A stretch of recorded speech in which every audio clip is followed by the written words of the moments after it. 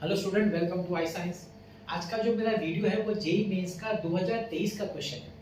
Chapter है dual nature of radiation and matter. और अगर आप क्वेश्चन देखेंगे तो ये कंसेप्ट है डी ब्रॉय हाइपोथेसिस। कोई लोग डी ब्रॉगली बोलते हैं या डी ब्रॉय, जैसा आप उसका नाम बोले।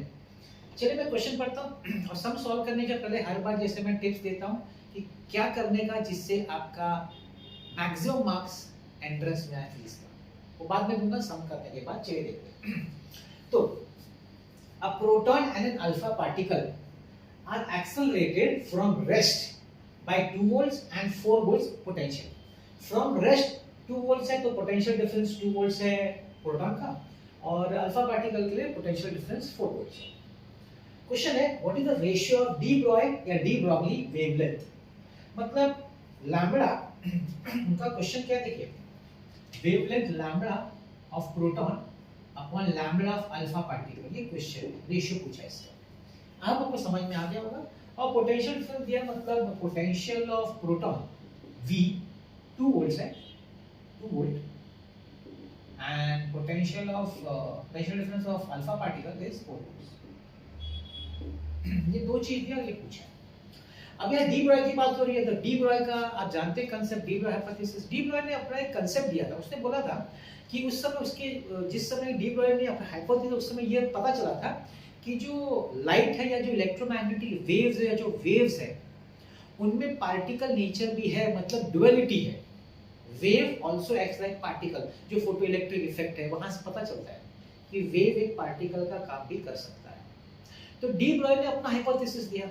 उसने बोला अगर वेव पार्टिकल नेचर दिखा सकता है तो उसका रिवर्स भी हो सकता है, मतलब पार्टिकल में भी वेव नेचर हो सकता है। ये डी ब्रॉय ने बोला और बाद में उसको कंफर्म किया क्वांटम इफेक्ट में, वो तो कंफर्म हुआ बाद में।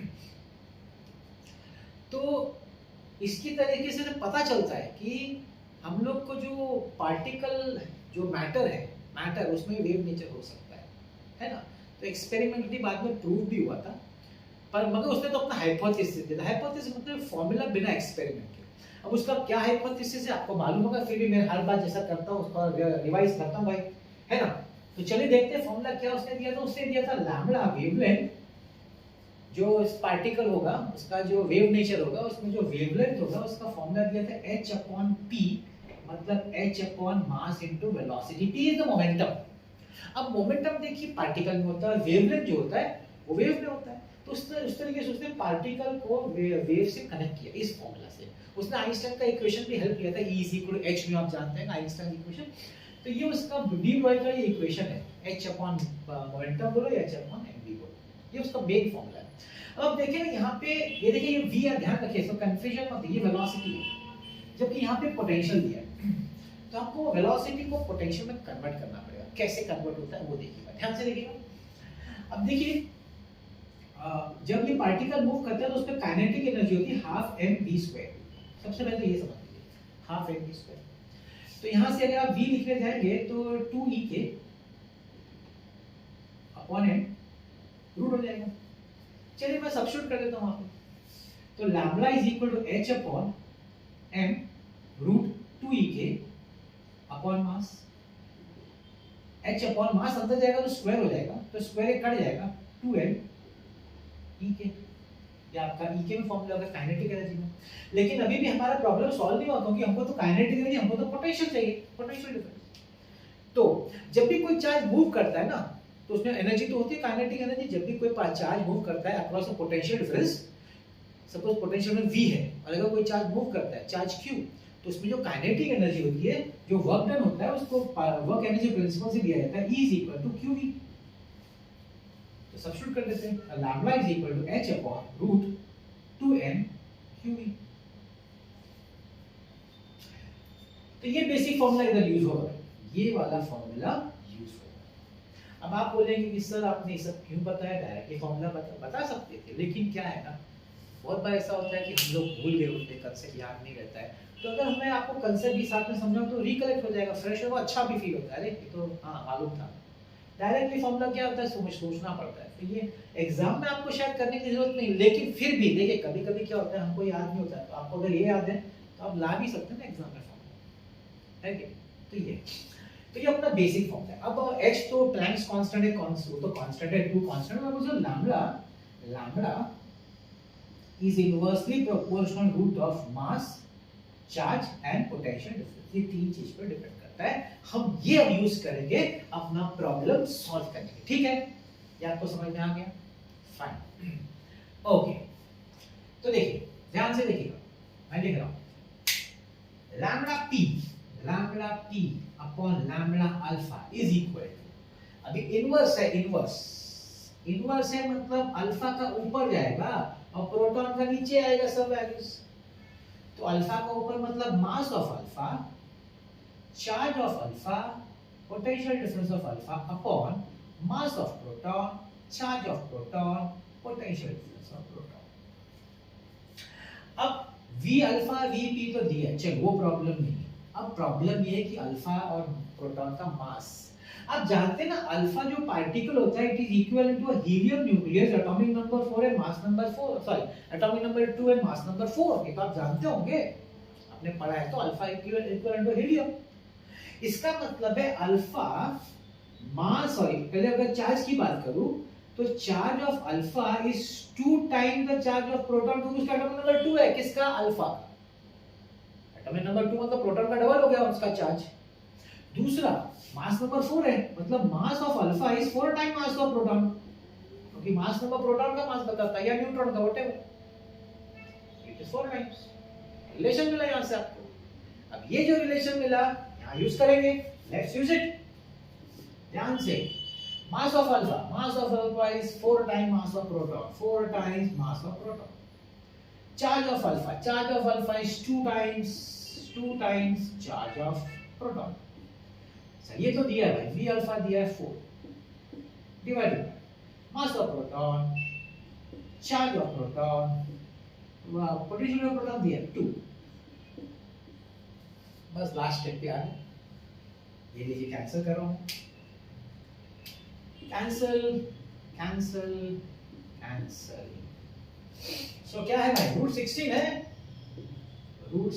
है, and that is 4 upon 1 and the option is 8।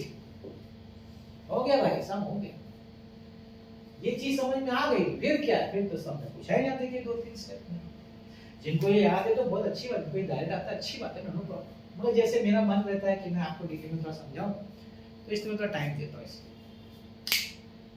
तो ये हो गया आपका सम सॉल्व। जैसे मैं हर बार करता हूं, आपको प्रॉब्लम सॉल्व करना दो तीन गाइडेंस देना चाहता हूं, क्योंकि सिर्फ मेरा काम सम सॉल्व करना है। मैं चाहूंगा कि आप जब जो बच्चे मेरे वीडियो देख रहे हैं उनको मैं सही गाइडेंस दूं, जिससे कि वो अपना एग्जाम अच्छी तरह सॉल्व अपना क्रैक कर सकें। देखिए, मैं हर बार बोलता हूँ आपको 3 ही काम करना है अपने एंट्रेंस एग्जाम के लिए। पहला काम, फॉर्मूला बुक बनाइए, अपने हाथों से बनाइए, किसी का बुक लेके खरीद के बोलिए मन में पढ़ो नहीं।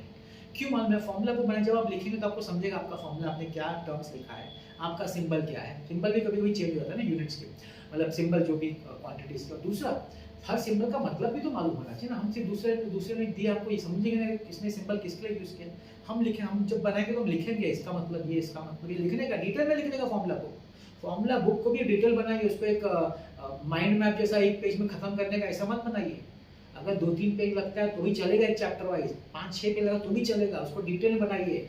कब यूज होगा? बहुत बड़ा काम करेगा ये आपका, जिस दिन आपका एंट्रेंस लगा उसके एक दिन पहले ये बुक आपका बहुत हेल्प करेगा। आपको वही देखने का है, फॉर्मूला बुक जो आपने डिटेल में बनाया है, पहला। दूसरा काम, रेफरेंस बुक अच्छा सा, एक नहीं दो रेफरेंस बुक अच्छा सा लीजिए। और जिस दिन आपके कॉलेज या क्लासेस में एक चैप्टर हो जाए या टॉपिक हो जाए, चैप्टर से टॉपिक अगर हो जाए, निकालिए रेफरेंस बुक, फॉर्मूला बुक सामने रखिए जो आप बना रहे हैं, और सम सॉल्व करना शुरू करिए। टीचर का वेट मत करिए, टीचर कराएगा तो नहीं, बिल्कुल नहीं। एमसीक्यूज टीचर नहीं करा सकता, एमसीक्यूज टीचर नहीं करा सकता, ये कोई आपको बताएगा नहीं, मैं बता। टीचर सिर्फ आपको कंसेप्ट सिखा सकता है, थियोरी सिखा सकता है, एमसीक्यू थोड़ी करा सकता है। वो तो आपको करना है। आपको डाउट हो सकता है तो टीचर के साथ पूछने का ना। हाँ, और जब क्लासेस में कराते हैं एमसीक्यू तो वो ठीक है, वो जब कराते हैं, लेकिन उनके कराने के बाद ही मैं करूंगा या मैं कर सकता हूँ, गलत। ये सोच गलत है, आपको ही करना है, याद रखिए। मैंने आजकल सुनता हूँ लोग सिर्फ एमसीक्यू के लिए क्लासेस या ट्यूशन करते। क्यों भाई? कोई फायदा नहीं होगा, वो सिर्फ उस टीचर का या क्लासेस का ही फाइनेंशियल फायदा होगा, आपका कोई फायदा नहीं होगा, उनके बिना भी आप कर सकते हैं। इसको आप अपने दिमाग में डालिए ये बात को। तीसरा पीवाईक्यू देखिए, क्यों पीवाईक्यू बताता है किस तरह के क्वेश्चंस आते हैं। पीवाईक्यू बताएगा कि हाँ ये इस टाइप के इस कौन कंसेप्ट इस टॉपिक पे ये कंसेप्ट पे ज़्यादा क्वेश्चन आते हैं, हम रेफरेंस जब प्रैक्टिस करेंगे उस पर ज़्यादा ध्यान देंगे। और मेरे पीवाईक्यूज को आप देखेंगे, जब भी आपका चैप्टर हो गया आप वो मेरे पीवाईक्यूज अगर देख रहे हो तो आपको रिकलेक्ट होगा, हाँ ये फॉर्मूला तो मालूम था। आपको भी एक चैलेंज रहता है कि भाई मैंने किया तो मुझे आ रहा है कि नहीं। तो स्टार्ट करने से पहले आप खुद उसको सॉल्व कर लीजिए वीडियो देखने से पहले, और बाद में चेक कर लीजिए कि आपने जो किया बराबर है कि नहीं। तो ये आप कर सकते हैं ना, तीन ही चीज करिए। मैं तो बोलता हूँ आप मैक्सिमम मार्क्स लाएंगे, मैक्सिमम। ये तीन चीज है बहुत, और बस मतलब सस्ते में हो जाता है, खर्चा भी नहीं इसमें ज्यादा, बड़ा बड़ा बात मैं नहीं करता, सिंपल। और इसी में रही, इसी सिंपल से ही आपको मैक्सिमम मार्क्स आए। एक तो क्वेरी हो सकती है बच्चों की, एक क्वेरी बच्चे पूछ सकते हैं मुझे कि सर आप एक वीडियो में एक लेक्चर डालते हैं, एक ही क्वेश्चन डालते हैं। सर हाँ भाई, मेरा काम आपको क्वांटिटी में नहीं सिखाना है, मेरा काम आपको कंसेप्ट सिखाना और किस तरह के क्वेश्चन आते हैं पर्टिकुलर कंसेप्ट पे।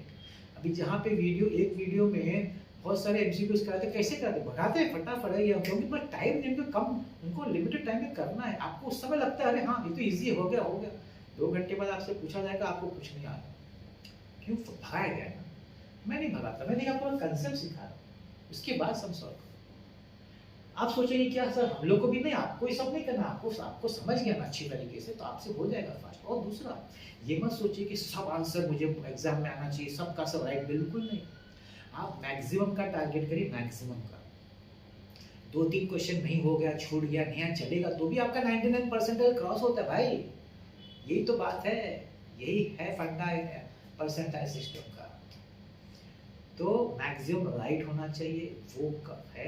मैक्सिमम सॉल्व होना चाहिए, वो कंसेप्ट नहीं कर, उससे उस कंसेप्ट पे मत जाइए, मैक्सिमम राइट करिए, ठीक है। ये कुछ है। दूसरा पॉइंट ये हो सकता है कि सर आप चैप्टर वाइज नहीं करते, आप ना चैप्टर के कंसेप्ट एक साथ नहीं लेते, आप तो अलग अलग रैंडम कोई भी चैप्टर का। ये क्यों? क्योंकि ऐसे ही तो आपके एग्जाम में आता है ना भाई, आपके एग्जाम में रैंडम क्वेश्चन आता है, आपको उसकी प्रैक्टिस दे रहा हूँ। आप भी रैंडम उठाइए, आप खुद रैंडम। मैं तो बोलता हूँ आप जब रेफरेंस सॉल्व करें ना स्टार्ट फर्स्ट अटेम्प्ट पे, तो फर्स्ट प्रैक्टिस तो आप चलिए टॉपिक वाइज एक चैप्टर करें, लेकिन सेकंड थर्ड जब रिवीजन करें ना रैंडमली अलग अलग चैप्टर से, एक चैप्टर ग्रेविटेशन उठाए, कहीं से ड्यूअल नेचर उठाए, कहीं से एटम उठाए, कहीं से इलेक्ट्रोस्टैटिक, कुछ भी उठाने का जो अपने को आता है चैप्टर उठा के सॉल्व करके चेक करने का अपने आप को आता है कि नहीं। तकलीफ होगी लेकिन फिर आपको एग्जाम में तकलीफ नहीं होगी, क्योंकि आपकी आदत पड़ गई। करिए ये सब छोटी छोटी चीजें, मैं कोई बड़ा चीज बताई नहीं रहा आपको, करिए ये सब, आप देखिए क्या फर्क होगा आपके साथ। और मेरे प्लेलिस्ट में देखिए सीईटी का भी है, मेंस का भी है, एडवांस का भी है, नीट का भी है, सब देखिए ना, क्योंकि सब में तो सेम टॉपिक्स है ना, सेम फॉर्मूलाज यूज होते हैं, आपका सिर्फ रिवीजन होता जाएगा, है कि। और मैं भी खुद कोशिश करता हूँ कि आपके लिए अच्छे अच्छे क्वेश्चन ढूंढ लाऊं जो मुझे लगता है कि इस तरह के क्वेश्चन पूछे जा सकते हैं एग्जाम में या पूछे जा रहे हैं। तो देखते रहेगा मेरा वीडियोस। आज का मेरा वीडियो देखने बहुत बहुत धन्यवाद, थैंक यू।